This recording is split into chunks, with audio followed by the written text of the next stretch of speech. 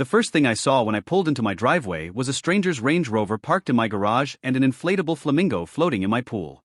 The second thing was HOA President Trudy Kessler screaming into her phone with a panicked voice. "Yes, officers, the intruder just arrived. He's claiming to own the house." The intruder was me. The house was mine. And apparently, Trudy had been living in it for 2 weeks. My name is Grant Delaney, 48, semi-retired construction magnate, and owner of a sprawling Mediterranean-style estate in Sycamore Glen.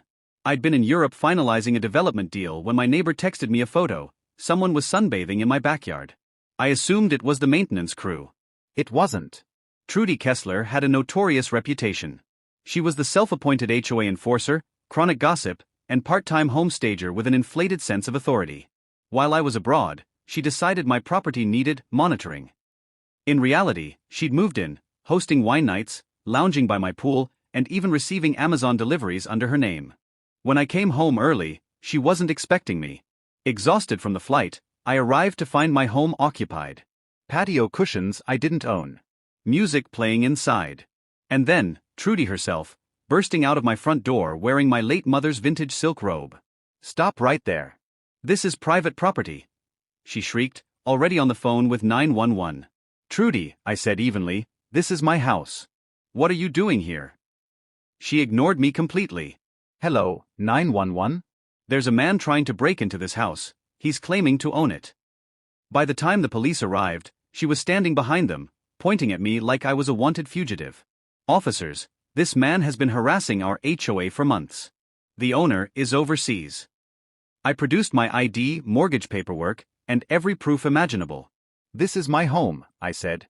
Trudy's color drained, then returned as blotchy crimson. "Impossible. The owner is in Europe. I'm the HOA president, monitoring it for security reasons." One officer frowned. "By living in it?" I gestured toward the Range Rover and the wine bottles visible through my window. "Are those part of your security plan too?"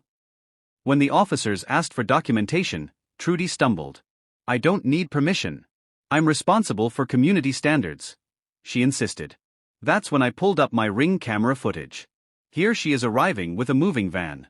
Here's her pool party last Tuesday. Here's her book club in my living room. The officers' faces said it all. "Ma'am," one asked dryly, "do you have any legal right to be inside this house?" Trudy lifted her chin.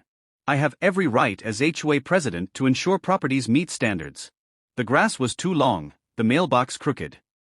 "None of that," the officer replied, barely hiding a smirk, "gives you the right to move in."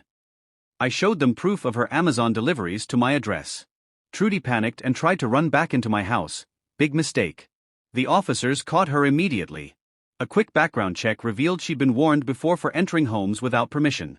She'd even changed my smart lock code, locking me out of my own home. "Ms. Kessler," Officer Garland said sternly, "you're under arrest for breaking and entering, criminal trespass, and unauthorized use of property." Her shriek probably rattled windows. "You can't arrest them, eh?" I was protecting property values. This is a conspiracy. Neighbors gathered to watch as she was handcuffed and led away, ranting about knowing the mayor and district attorney.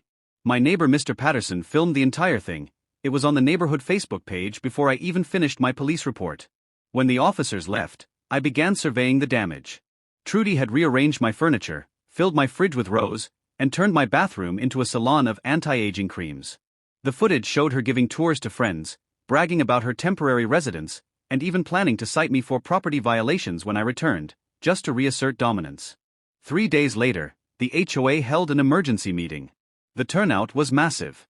The vote to remove Trudy was unanimous, except for her lone vote submitted through her lawyer, since she was out on bail. The case moved quickly. Investigators found she'd pulled similar stunts before, even being evicted from a previous complex for entering tenants' apartments to check for lease compliance. Her defense argued she had implicit authority.